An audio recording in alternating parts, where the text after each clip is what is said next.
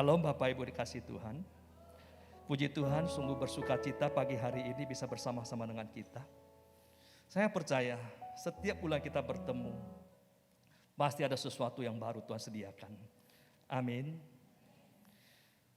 Renungan kita untuk bulan September ini adalah integritas jemaat terhadap pekerjaan dan keuangan. Oleh karena itu pagi hari ini saya akan menyampaikan pesan dengan tema bersemangat di dalam pekerjaan, bersemangat dalam usaha, bahkan bersemangat di dalam segala hal. Amin. Saya akan mengajak kita melihat satu firman dulu, ayat Amsal 18 ayat ke-14. Saya bacakan untuk kita. Perhatikan. Orang yang bersemangat dapat menanggung penderitaannya, tetapi siapakah akan memulihkan semangat yang patah? Bapak Ibu adik-adik sekalian, saya percaya setiap kita, siapapun yang hidup di atas muka bumi ini, maka kita memerlukan semangat. Tidak peduli siapapun, bagaimanapun latar belakang kita, apapun profesi kita, kita memerlukan semangat untuk menjalani hari-hari di dalam kehidupan kita. Mengapa saya katakan demikian? Kita lihat dengan seorang pribadi bernama Musa. Musa adalah seorang hamba Tuhan yang luar biasa. Jarang orang punya kehidupan seperti dia. Ia pernah hidup di istana yang penuh dengan kelimpahan. Sekaligus ia juga pernah hidup di padang gurun yang tidak punya apa-apa. Dari sini kita tahu Musa adalah orang begitu banyak segudang pengalaman hidupnya.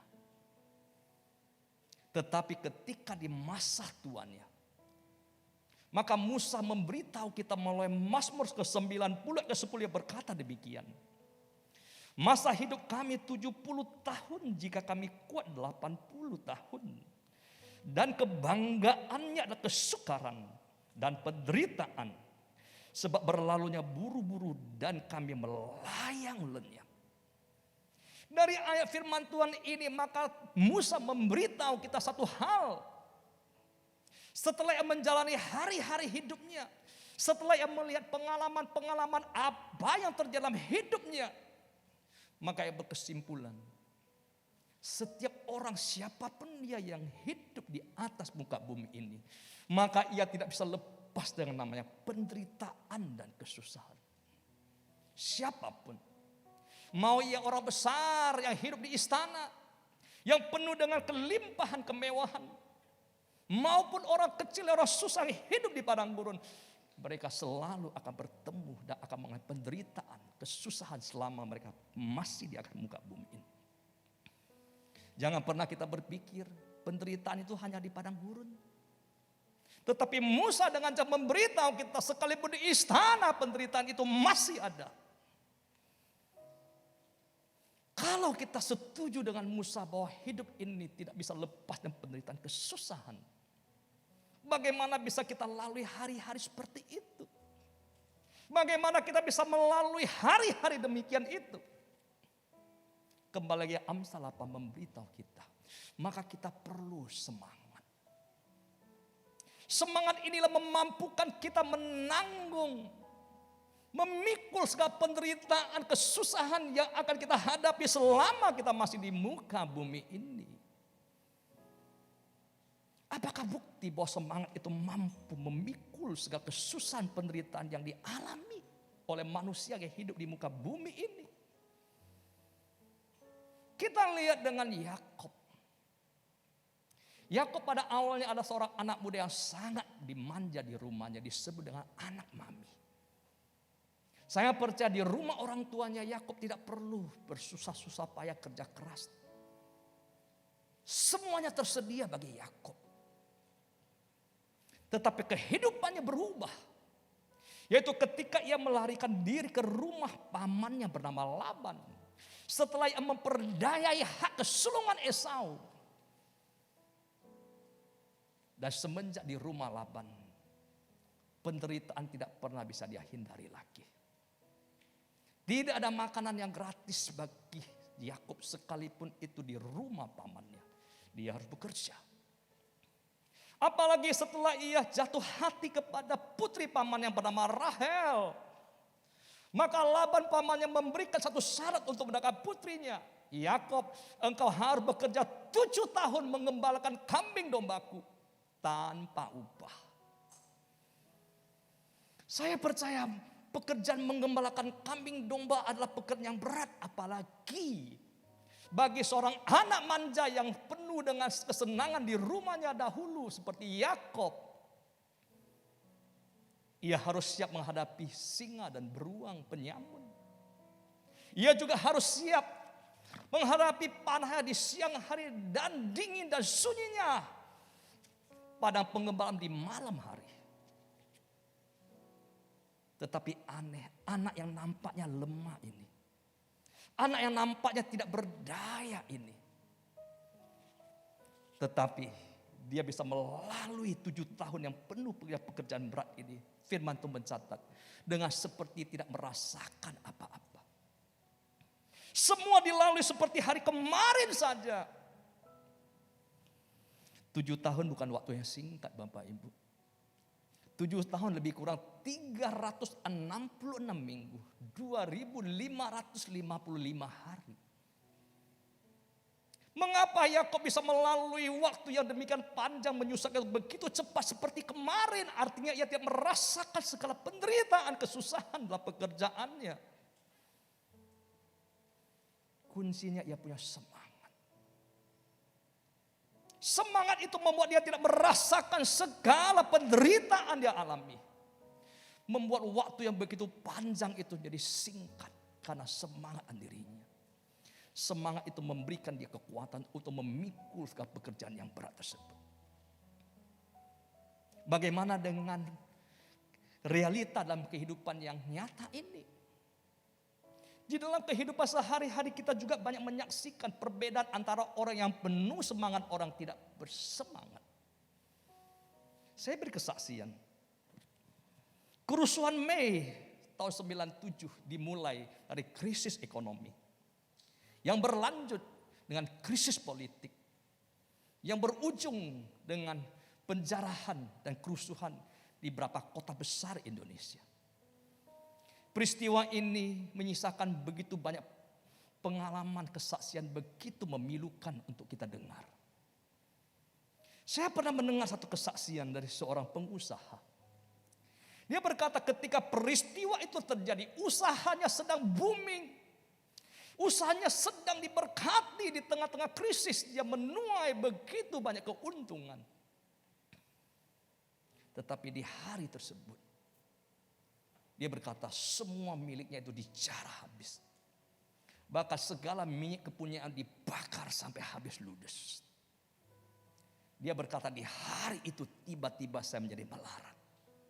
Tidak lagi memiliki apa-apa. Tetapi dia berkata, ketika itu terjadi, di atas puing-puing tempat di mana bangunan saya dibakar tersebut, saya berdiri mendeklarasikan diri. Apa yang dia katakan? Dia berkata, mereka bisa menjarah harta bendaku, mereka bisa membakar habis segala kepunyaanku, tetapi mereka tidak akan bisa menjarah semangatku. Mereka tidak akan pernah bisa membakar habis semangatku. Di atas tanah ini, di atas puing ini, maka aku akan membangun kembali semua yang lenyap ini. Dia lakukan dengan semangat. Tidak lebih dari 5 tahun dia beri kesaksian. Dengan segala pinjaman yang dia dapatkan, dia berhasil kembali membangun usahanya, bahkan jauh lebih dahsyat daripada dulu. Semangat telah memulihkan, membangkitkan dia keterpurukan. Sebaliknya saya juga pernah mendengar kesaksian seorang pengusaha sama. Seorang pengusaha di tengah-tengah keberhasilan, kesuksesannya di puncak daripada karirnya. Tiba-tiba ia kehilangan anak laki-lakinya satu-satunya karena sakit. Ketika anak satu-satunya itu meninggal, maka ia patah hati, hancur hati. Ia kehilangan semangat. Lalu ia menjual segala milik kepunyaannya. Dia meninggalkan kota tersebut dan menghilang sampai hari ini tidak pernah terdengar lagi. Orang ini ditaklukkan, dikalahkan bukan karena persaingan bisnis, tidak. Orang ini justru ditaklukkan, dikalahkan oleh semangatnya. Ia dibunuh oleh semangatnya sendiri. Dari peristiwa apa yang saya sampaikan pagi hari ini, maka kita tahu Bapak Ibu adik-adik sekalian, setiap kita yang hidup ini perlu semangat. Semangat ini bukan hanya memberikan kita kekuatan untuk menanggung segala penderitaan, segala kesusahan yang kita hadapi. Bukan saja memberikan kita kekuatan untuk memikul tantangan yang akan kita hadapi dalam hidup ini. Semangat juga memberikan seseorang kekuatan untuk bangkit dari keterpurukan. Semangat juga memberikan seseorang kekuatan untuk meraih masa depan cita-citanya. Semangat juga membuat orang produktif, menghasilkan hasil-hasil karya yang luar biasa. Hari ini untuk berhasil, ayo adik-adik. Jangan hanya andalkan kepintaranmu, mengandalkan sumber daya yang kau miliki. Tetapi engkau juga harus punya semangat untuk meraih hal-hal yang jauh lebih besar yang kau ingini. Amin. Amin. Pertanyaan pagi hari ini adalah, bagaimana sih kita bisa memiliki semangat? Bagaimana sih kita bisa memulihkan, membangkitkan semangat kita yang mungkin dulu miliki dan sekarang hari ini tidak lagi kita miliki?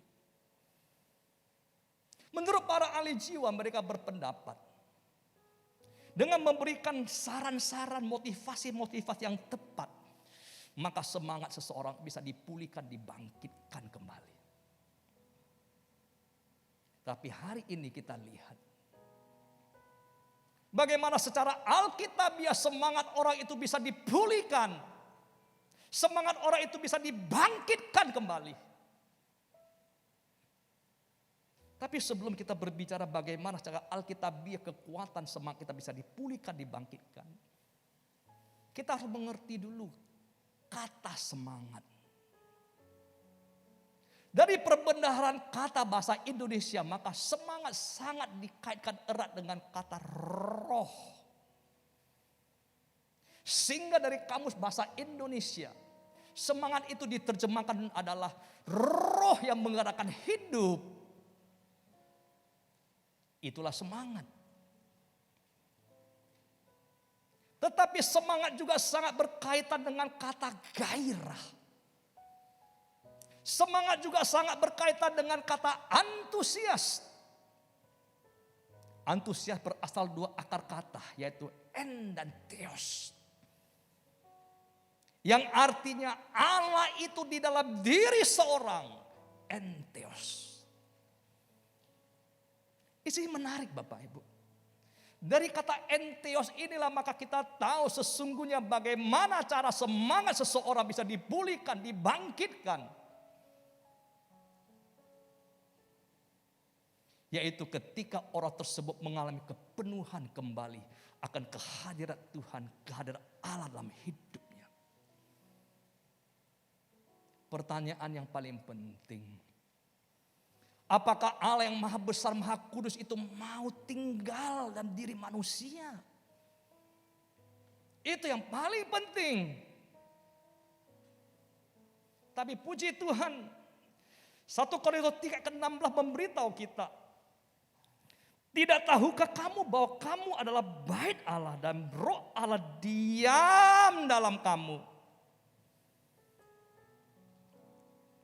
Firman Tuhan memberitahu kita sebagai orang Kristen, kitalah orang-orang atau umat di mana Allah kita adalah Allah yang mau tinggal dalam diri kita. Berbahagialah engkau Bapak Ibu adik sekalian. Karena Allah kita bukan Allah yang tinggal hanya jauh di tempat yang tidak kita bisa hampiri. Tetapi Allah yang mau diam dalam diri kita, hidup dalam diri kita. Allah kita bukan seperti Allah orang lain. tinggalnya jauh sekali. Sepertinya tidak bisa kita hampiri. Tetapi Allah kita adalah Allah yang diam bersama kita. Ketika saya baca 1 Korintus 3:16, saya mulai merenungkan. Apakah artinya, apakah bedanya Allah yang berada di tempat yang tinggi seperti Allah orang lain dengan Allah kita yang mau diam dalam diri kita? Dengar, Allah yang berada di tempat yang tinggi yang jauh adalah Allah yang hanya menonton kehidupan kita tanpa mau berbuat apa-apa. Kita tahu apa beda seorang penonton dengan pelaku dalam satu pertandingan. Penonton hanya duduk di tempat duduk mereka di tribun, hanya memberikan kita support, memberikan kita sorak-sorai, menyemangat kita tanpa berbuat apa-apa. Malahan kadang-kadang itu mencerca kita, mencemooh kita ketika penampilan sesuatu pertama tidak menarik baginya. Tetapi tidak demikian dengan Allah kita, Allah yang mau tinggalan diri kita. Allah yang mau bekerja bersama kita, berjalan bersama kita, menanggung sesuatu bersama-sama dengan kita. Oleh karena itu Roma 8:20 berkata, Allah itu bekerja untuk mendatangkan segala sesuatu kebaikan bagi kita yang Dia kasihi. Hari ini saya mau yakinkan, engkau tidak seperti orang lain, Pak. Engkau tidak seperti orang lain, Ibu. Engkau tidak seperti anak-anak lain, anak-anak muda. Sebab Allahmu adalah Allah yang mau diam di dalam dirimu, yang mau tinggal bersamamu, yang mau bekerja denganmu, yang mau memikul segala beban bersama-sama denganmu. Bukan Allah yang bisa hanya mencemooh, yang hanya bisa bersorak-sorak melihat hidupmu saja tanpa berbuat apa-apa. Kalau kita percaya Allah kita adalah Allah yang mau diam dalam diri kita, artinya orang Kristen pastilah orang yang paling bersemangat. Orang Kristen pastilah orang yang paling bergairah. Orang Kristen pastilah orang paling antusias dalam hidupnya. Sebab Allah mereka adalah dalam diri mereka. Setuju? Tetapi kenyataannya mengapa justru hari-hari ini kita lihat begitu banyak orang Kristen justru lebih lemah dari orang lain. Lebih cengeng daripada orang lain. Mengapa? Bukankah Allah mereka alam diri kita, Allah kita alam dalam diam dalam kita? Mengapa justru hari-hari ini kita menjadi orang-orang yang paling lemah? Saya mau beritahu. Sebab sekalipun roh Allah itu dalam diri kita, tetapi kita tidak mau memberikan roh itu bekerja, menguasai kita, memerintah kita. Bahkan kita cenderung memadamkan roh tersebut dalam diri kita. Ini membuat kita menjadi lemah, tidak punya gairah, tidak punya semangat, tidak punya antusias dalam menjalani hari kita, dalam pekerjaan kita, dalam pelayanan kita, dalam mengejar cita-cita kita. Kita nampak sekali sangat lemah. Oleh karena itu Bapak Ibu sekalian, hari-hari kita perlu membangkitkan kembali roh Allah diri kita.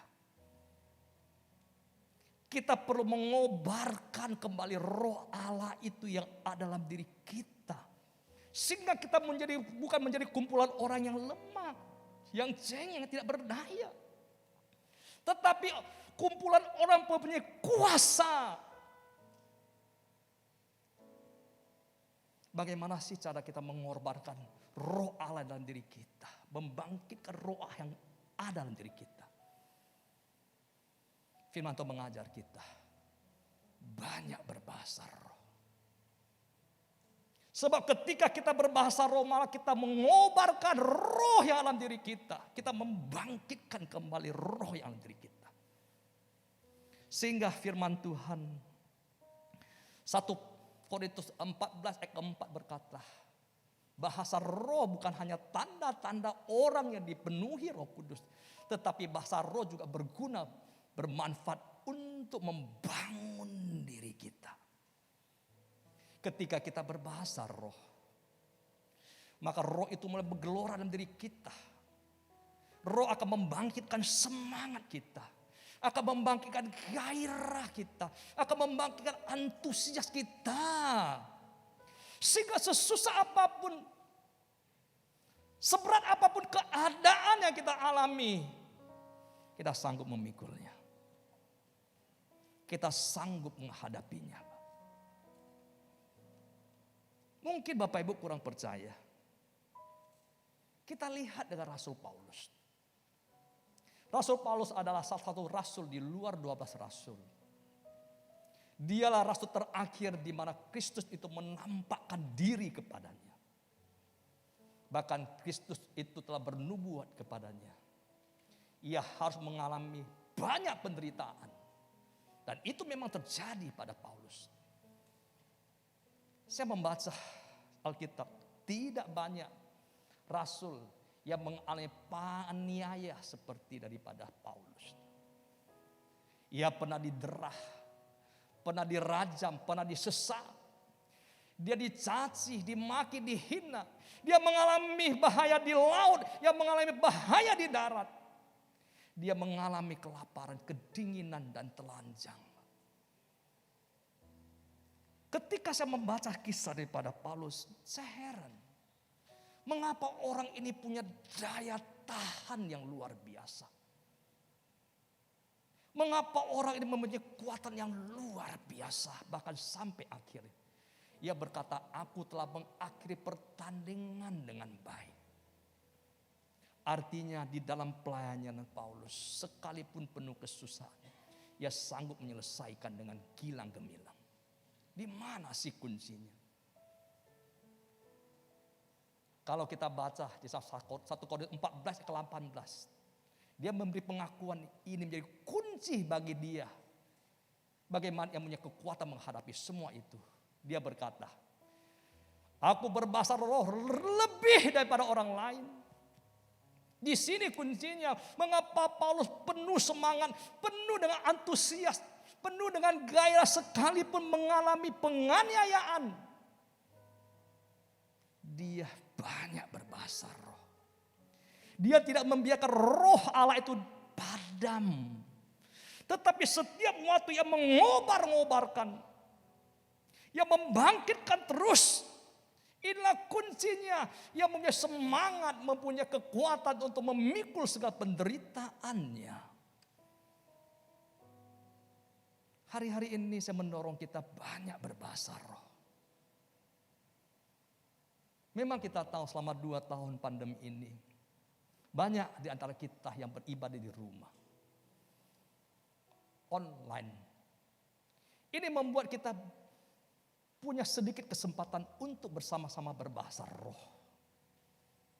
Ini juga menyebabkan mengapa begitu banyak umat jemaat Tuhan menjadi lemah.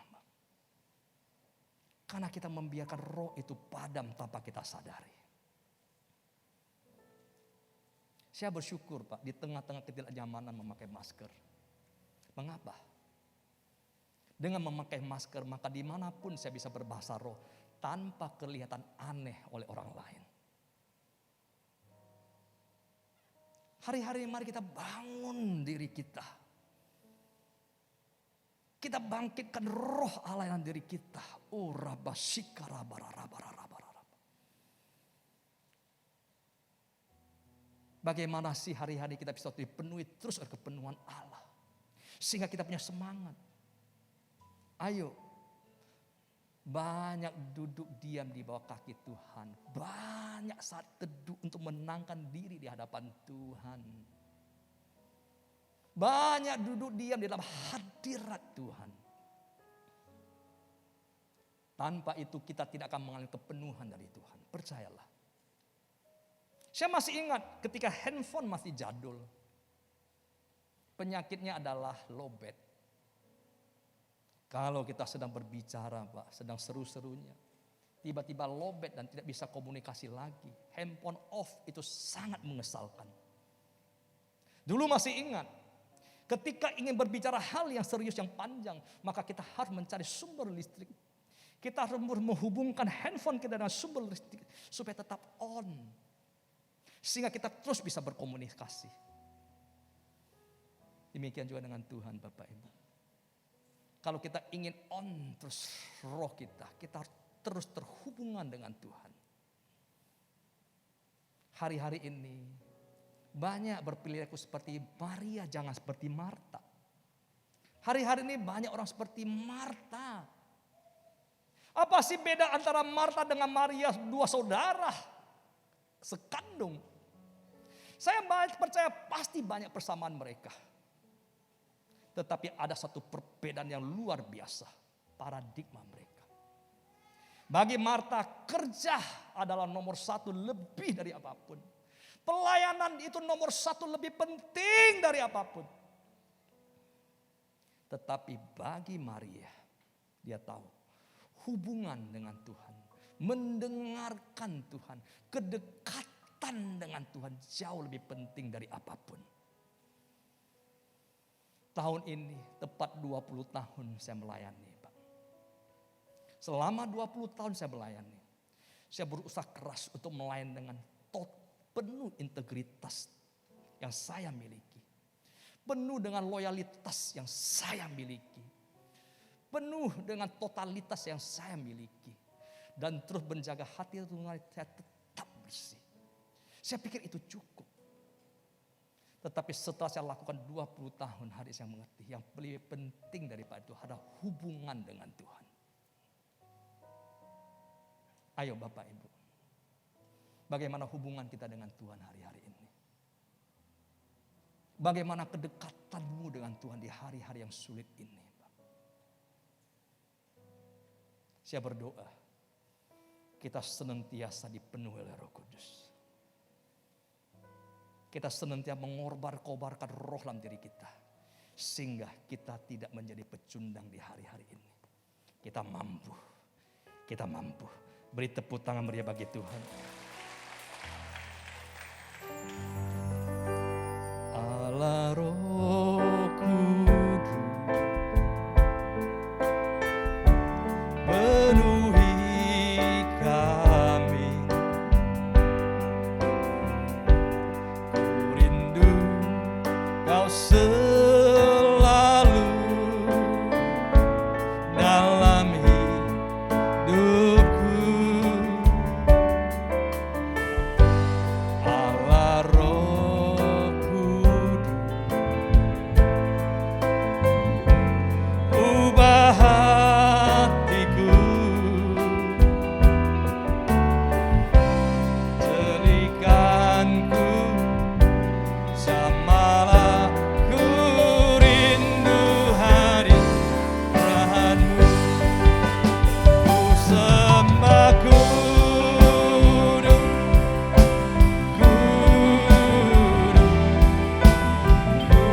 kuduslah Tuhan, dan ku sanjung Kau mulia, mulia bagimu Tuhan. Saya tutup dengan satu ayat. 2 Korintus 13 ayat ke-5. 2 Korintus 13 ayat ke-5 saya bacakan. Ujilah dirimu sendiri. Apakah kamu tetap tegak dalam iman?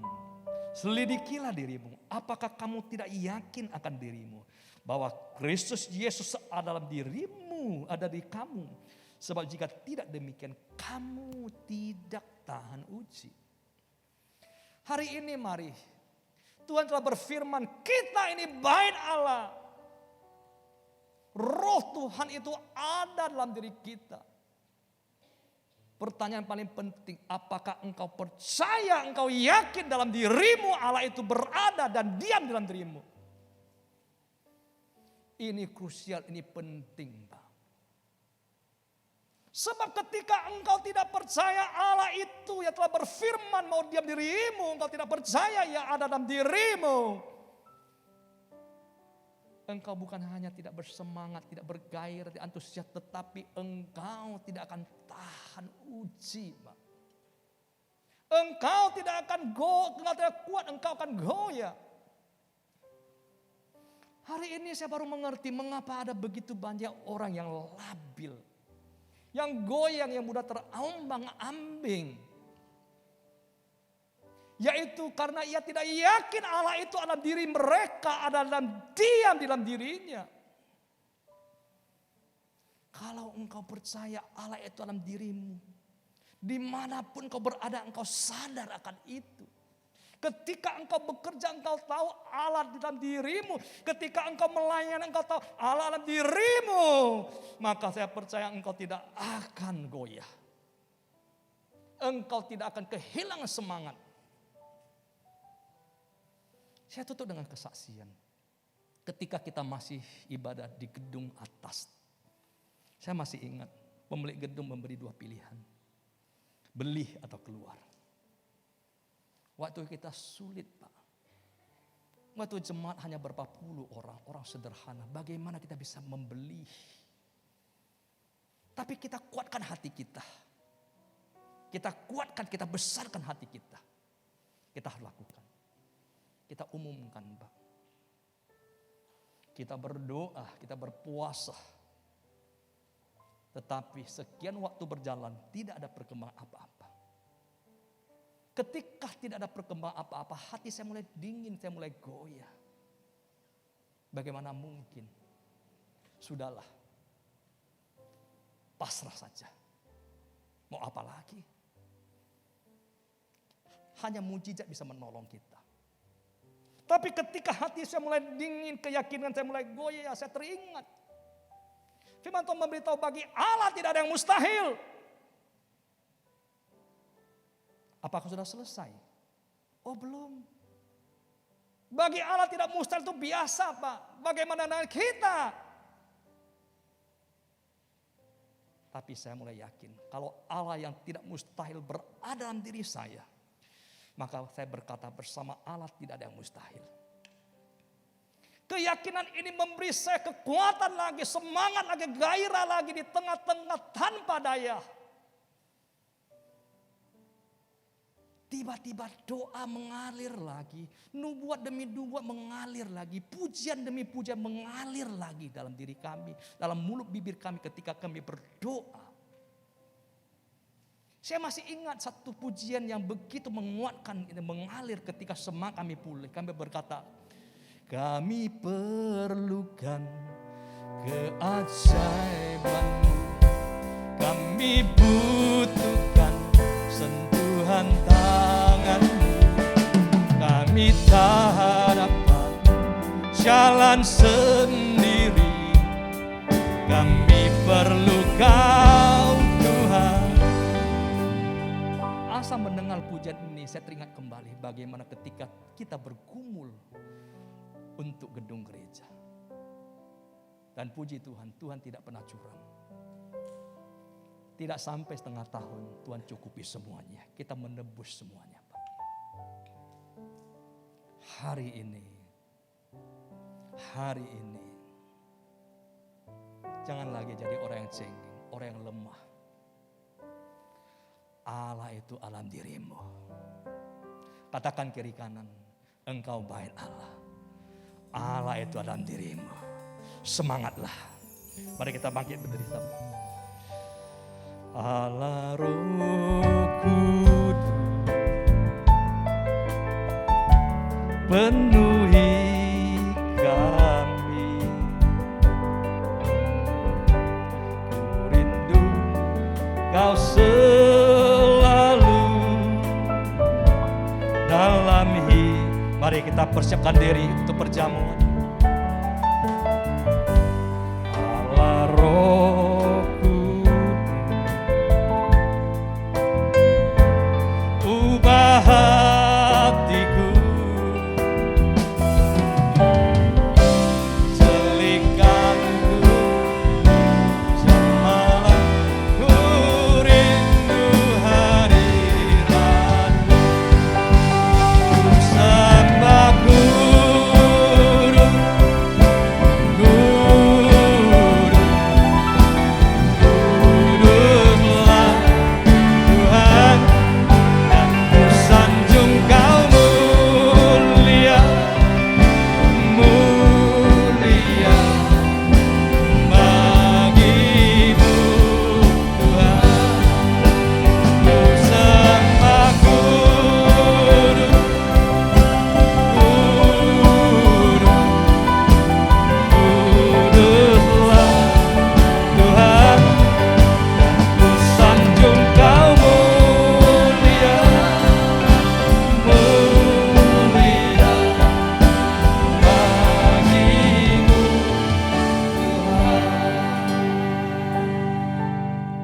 Dengar Bapak Ibu Adik sekalian.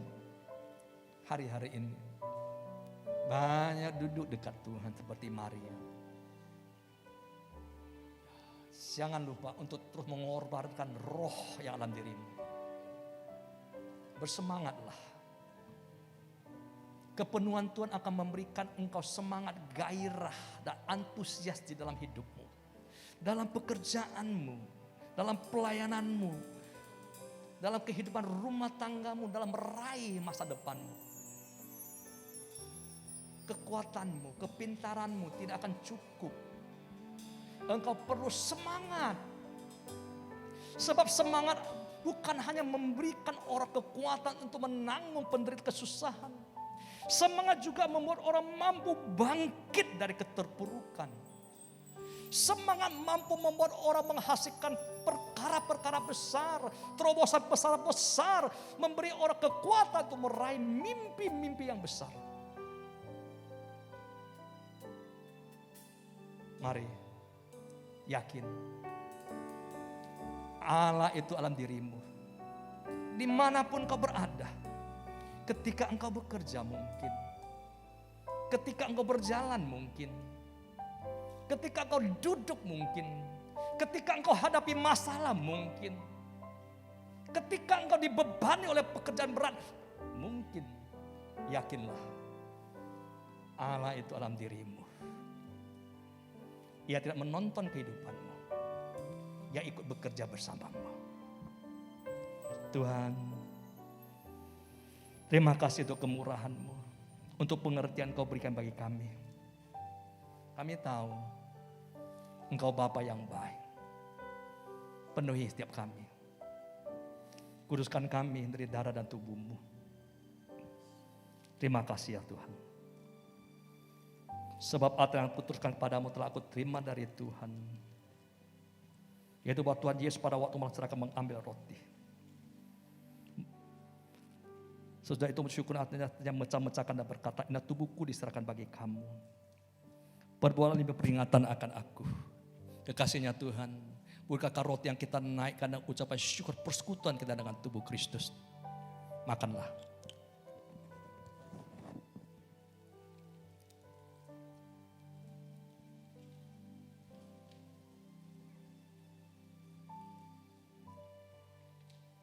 Mari kita angkat cawan tinggi-tinggi. Demikian juga ia mencawan dan makan lalu berkata, cawan ini adalah perjanjian baru dimateraikan oleh darahku. Perbuatlah ini setiap kali kamu minumnya, berikan akan aku. Kekasihnya Tuhan, bukakan cawan kita naikkan ucapan syukur persekutuan kita dengan darah Yesus. Minumlah.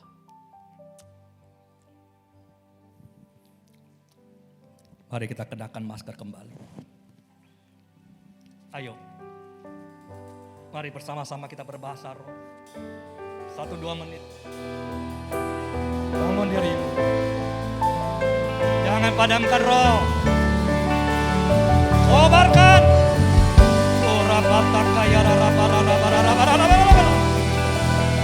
Jangan anakan kekuatanmu.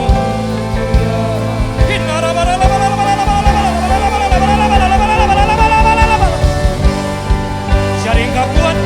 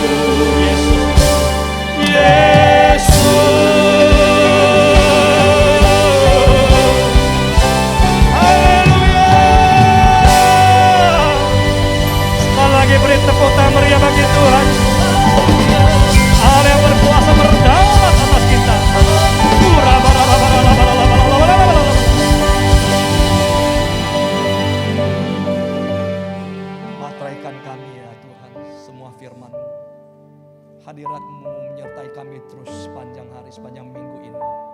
Dimanapun umat-Mu berada ya Tuhan, dalam perjalanan pekerja rumah tangga, Tuhan ada bersama-sama dengan kami. Engkau diam dan kini. Tuhan bangkitkan Roh-Mu terus dalam kami. Kami senantiasa punya gairah, semangat, antusias dalam pekerjaan kami. Dan kami tidak perlu mengandalkan kekuatan kami, tapi kekuatan-Mu. Terima kasih untuk umat-Mu yang Kau kasihi. Kau berkati berlimpah-limpah tiap keluarga pribadi ya Tuhan.